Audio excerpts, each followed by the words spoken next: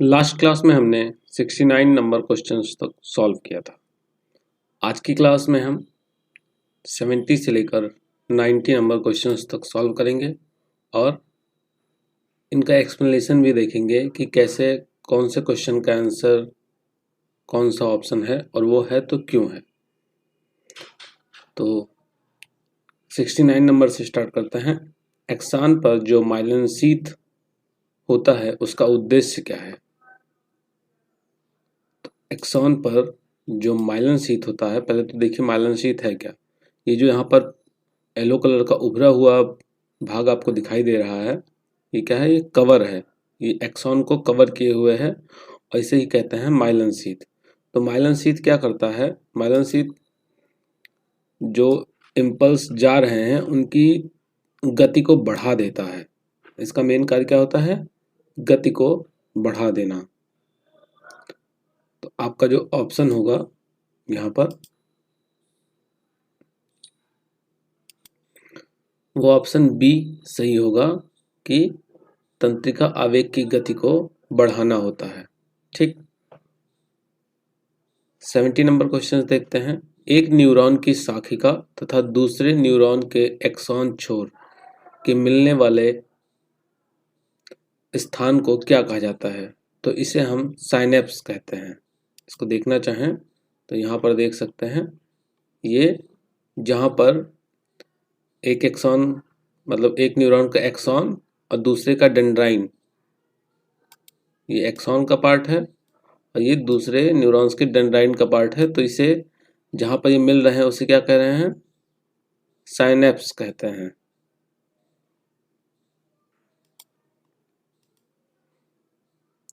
यहाँ पर आपका ऑप्शन ए सही होगा, संधि स्थल या साइनेप्स।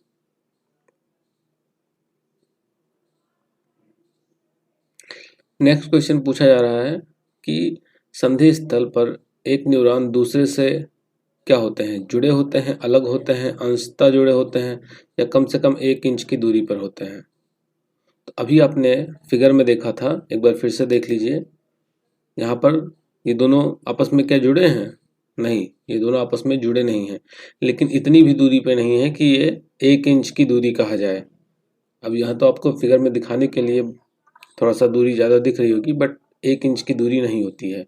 तो 1 इंच की दूरी भी नहीं होती है और जुड़े भी नहीं होते हैं। इसका मतलब ये क्या है, ये अलग होते हैं। ठीक है, तो आपका ऑप्शन यहाँ पर बी 71 का बी सही होगा। नेक्स्ट क्वेश्चन है, पुनर्वापसी रीअपटेक क्या है।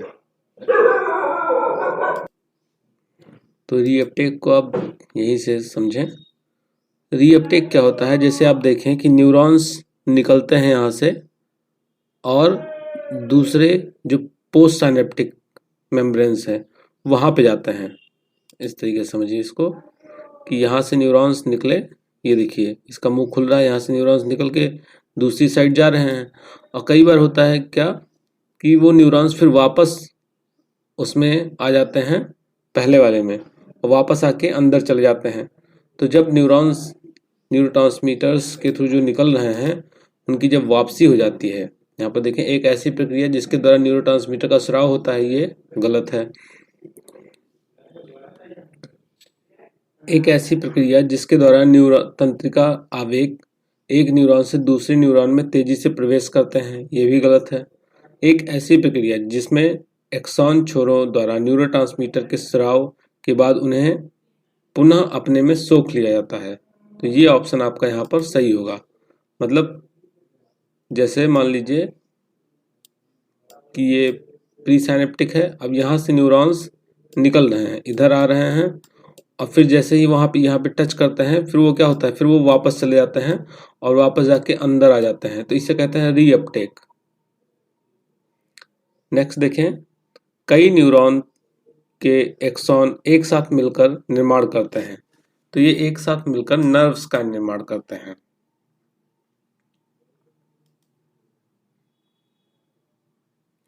न्यूरोट्रांसमीटर का प्रमुख कार्य क्या होता है। तो अभी आपने देखा न्यूरोट्रांसमीटर क्या करता है, नर्व इम्पल्स का संचरण ठीक से हो सके इसके लिए संधि स्थल को गीला कर देता है। तो आपका ऑप्शन ए यहाँ पर सही होगा। नेक्स्ट क्वेश्चन है, सुषुम्ना जो स्पाइनल कॉर्ड है वो किसका हिस्सा है?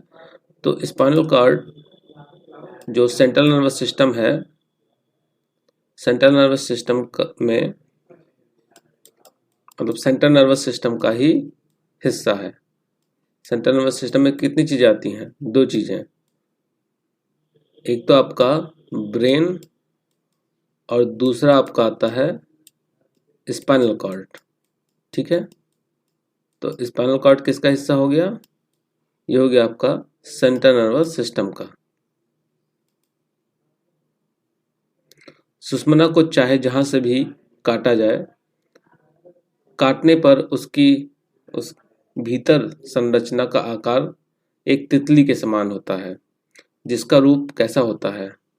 तो अगर आप तितली को देखें तो तितली कैसे दिख सकती है? अगर इसको आपको नहीं पढ़ा है, कॉमन सेंस से ही बताना है, तो आप देखिए तो तितली कैसे दिखती है? तितली ऐसे ही तो दिखती है। अब ये अगर आप अल्फ़ाबेट में मैच करें तो किससे मिल रहा है? एच से ही तो मिलेगा, जेड से तो मिलेगा नहीं, ए से मिलेगा नहीं, सी से मिलेगा नहीं। इसका रूप काफ़ी कुछ हद तक एच से मिल रहा है, तो आपका ऑप्शन ए ही यहाँ पर सही हो जाएगा। निम्नांकित में से किसे सुषुम्ना के कार्यों में सम्मिलित नहीं किया जा सकता? ध्यान दीजिएगा, पूछा है नहीं किया जा सकता। तो शरीर के भिन्न भिन्न अंगों से लाए गए तंत्रिका आवेग को ग्रहण करना, ये काम सुषुम्ना या स्पाइनल कॉर्ड करता है। शरीर के चेहरे एवं गर्दन संबंधित क्रियाओं का पर विशेष नियंत्रण रखना, ये काम सुषुम्ना का नहीं है। सहज प्रतिक्रियाओं का नियंत्रण एवं संचालन, ये भी काम है। और सभी तरह के शारीरिक क्रियाओं का संचालन, ये भी काम है। मतलब जो यहाँ पर ये है शरीर के चेहरे एवं गर्दन से संबंधित। अब ये हाइंड ब्रेन का एक पार्ट है, उसका नाम आप बताएंगे किसके थ्रू ये चेहरे एवं चेहरे एवं गर्दन से संबंधित क्रियाओं पर नियंत्रण होता है। मैं आपको इतना हिंट दे रहा हूँ कि वो हाइंड ब्रेन का पार्ट है, जो पश्च मस्तिष्क है उसका पार्ट है। अब आप मुझे उस पार्ट का नाम बताएंगे। मध्य मस्तिष्क तथा पश्च मस्तिष्क को एक साथ मिलाकर क्या कहते हैं? तो इसे एक साथ मिलाकर हम ब्रेन स्टेम कहते हैं। आई थिंक इसका फिगर होगा, हाँ ये देखिए यहाँ पर ब्रेन स्टेम दिया गया। ये थोड़ा सा धुंधला दिख सकता है आप लोग को। तो मध्य मस्तिष्क और पश्च मस्तिष्क दोनों को अगर मिला दिया जाता है तो उसे हम ब्रेन स्टेम कहते हैं।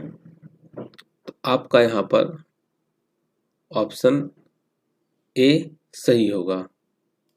नेक्स्ट क्वेश्चन पूछा जा रहा है कि सेतु एक हिस्सा है, तो सेतु किसका हिस्सा होता है? जो पॉन्ड्स होता है, पॉन्ड्स को देखें तो पॉन्ड्स यहाँ पे है, ये है आपका पॉन्ड्स, मतलब ये इसका नाम लिखा हुआ है और यहाँ पे ये पॉन्ड्स है। तो पॉन्ड्स किसका हिस्सा है? ये मस्तिष्क देखिए पीछे है एकदम, जहाँ से आपका स्पाइनल कॉर्ड स्टार्ट हो जाता है। तो ये जाहिर सी बात है किसका हिस्सा होगा? पश्च मस्तिष्क का ही हिस्सा होगा। तो सेतु एक हिस्सा है किसका? पश्च मस्तिष्क का या हाइंड ब्रेन का। वह भाग जो सुषुम्ना तथा मस्तिष्क को जोड़ के रखता है। तो सुषुम्ना और मस्तिष्क को कौन जोड़ता है? अभी आपने देखा पिक्चर में कि पॉन्ड्स यहाँ पर क्या कर रहा है, यहाँ से आपका स्टार्ट हो जाता है,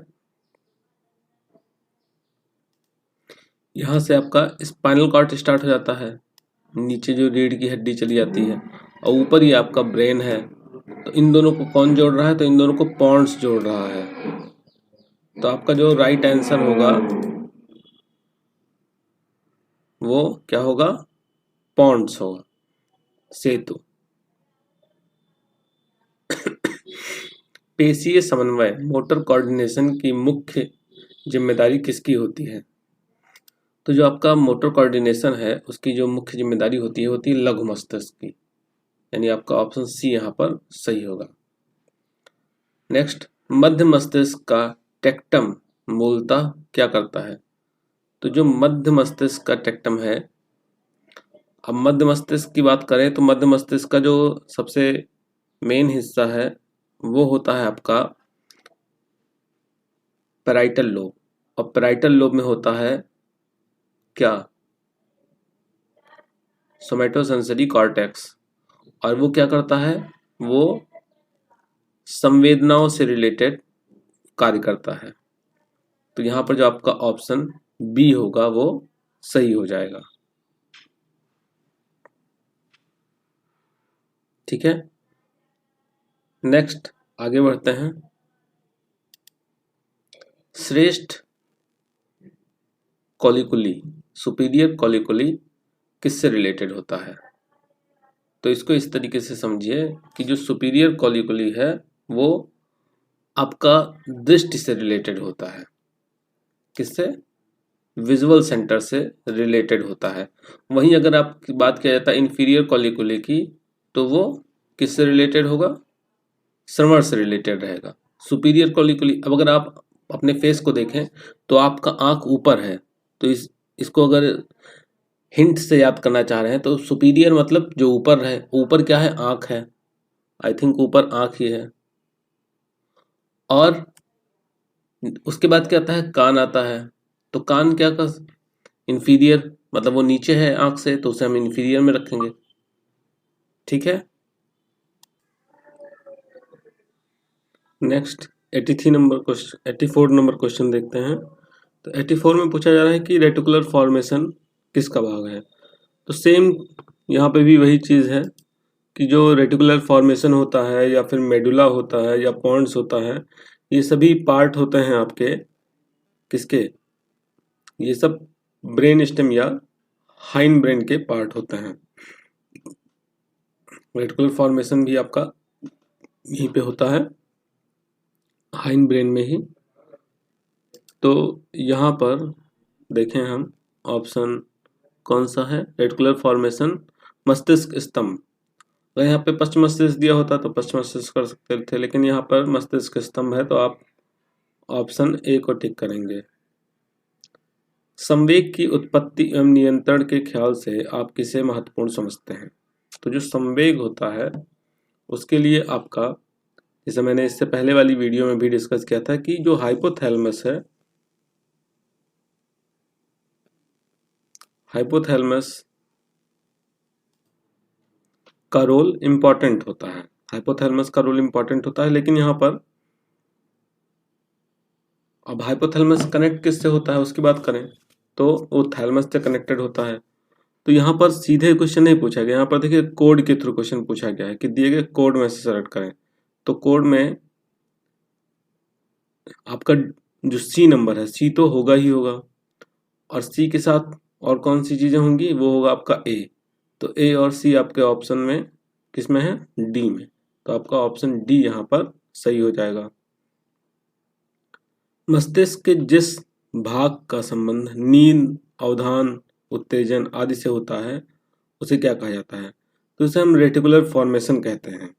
जो रेटिकुलर फॉर्मेशन है आपका, इसका संबंध नींद से होता है, अटेंशन से, अराउजल से, उत्तेजन से, इन सब का संबंध रेटिकुलर फॉर्मेशन से होता है। तो आपका यहाँ पर ऑप्शन सी सही होगा। मस्तिष्क का एक विशेष भाग कुछ अंतःस्रावी ग्रंथियों के कार्यों को भी नियंत्रित करता है। ये सेम क्वेश्चन कल भी रिपीट हुआ था। एंडोक्राइन ग्लैंड को कौन कंट्रोल करता है?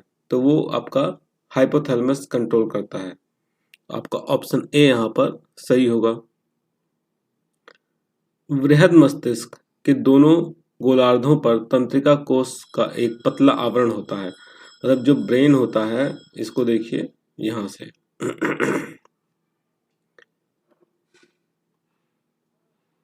ये है, इसके दोनों गोलार्धों पर क्या होता है? एक पतली सी तंत्रिका का एक आवरण होता है।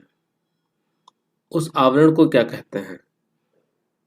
तो उस आवरण को हम, यहाँ पर कोई पिक्चर है नहीं जिसमें सही से दिख जाए, चलिए वैसे देखते हैं। उस आवरण को हम कहते हैं सेरेब्रल कॉर्टेक्स। तो आपका जो प्रमस्तिष्कीय वल्कुट है वो यहाँ पर सीधे ऑप्शन ए आपका सही हो जाएगा। बायां गोलार्ध तथा दायां गोलार्ध को जोड़ने वाले प्रमुख तंत्रिका तंत्र को क्या कहा जाता है? तो इसे मैंने लास्ट वीडियो में भी बताया था, जो इन दोनों को जोड़ता है उसे हम कहते हैं कार्पस कैलोजम। कार्पस कैलोजम ये है, यहाँ पर ये जो संरचना आपको दिख रही है ये कार्पस कैलोजम है। तो ये क्या है, अभी जो ये पिक्चर आपको दिख रहा है ना, आधे ब्रेन का है, ब्रेन के आधे पार्ट का है, और सेम यही चीज ब्रेन के दूसरे पार्ट में भी होगी। तो कार्पस कैलोजम एक नर्व का एक बंडल होता है जो इन दोनों ब्रेन को, दोनों पार्ट को, जैसे इस तरीके से देखें कि ये पूरा ब्रेन हो गया और इसको बीच से डिवाइड कर दिया जाए, तो ये वाला जो पार्ट है ये यहीं पे होता है, यहाँ पे इस तरफ भी और इस तरफ भी, और इन दोनों को जोड़ने का काम करता है। इसे कार्पस कैलोजम कहा जाता है।